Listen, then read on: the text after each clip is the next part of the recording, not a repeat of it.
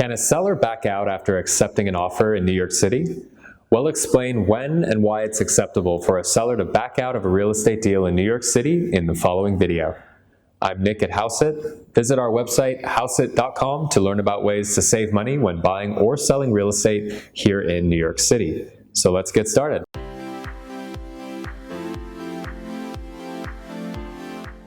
So, can a seller back out of an accepted offer in New York City? Yes, a seller can back out of an accepted offer at any time prior to the execution of a contract. Real estate offers are not binding in New York, whether they are made verbally or in writing.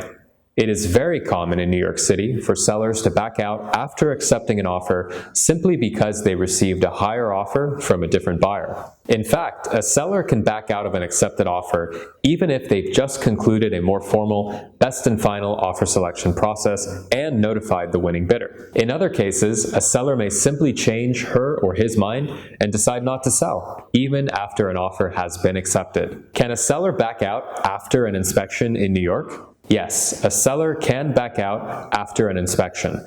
This is because home inspections in New York City are typically conducted before a formal sale contract is signed. As a result, the accepted offer is non-binding and there is no prohibition against either party backing out of an accepted offer or renegotiating the deal after an inspection. It's a common tactic for buyers to use issues discovered during an inspection as negotiating leverage to sweeten the deal terms before signing a contract. Now, as a seller, you can either agree to the concessions being demanded by the buyer or you can negotiate. If negotiations don't pan out, a seller can back out after the inspection, and so can the buyer. As a result, just because you have an accepted offer as a buyer does not mean you have a secure deal in hand. The non-binding nature of an accepted offer is why sellers will sometimes accept multiple offers and send out multiple contracts to multiple interested buyers.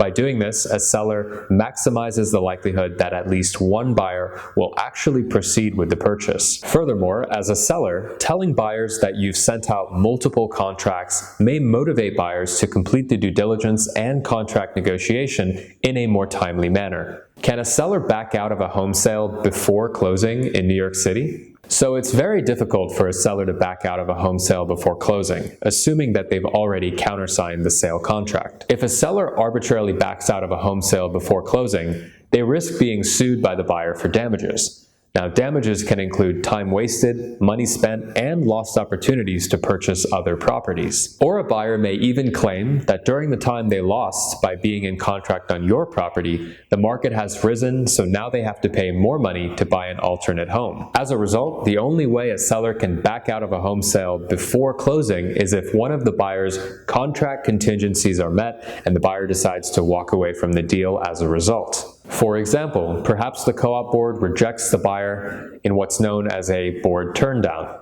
Now, this will obviously enable both parties to back out of the contract before closing, and the purchaser will receive back her or his earnest money deposit. So there you have it. We hope you found this video helpful. I'm Nick at Hauseit. Visit our website, Hauseit.com, to learn about ways to save money when buying and selling real estate here in New York City. And if you like this video, do us a favor, hit like, subscribe, leave us a comment. We greatly appreciate it, and we hope to see you on the next one.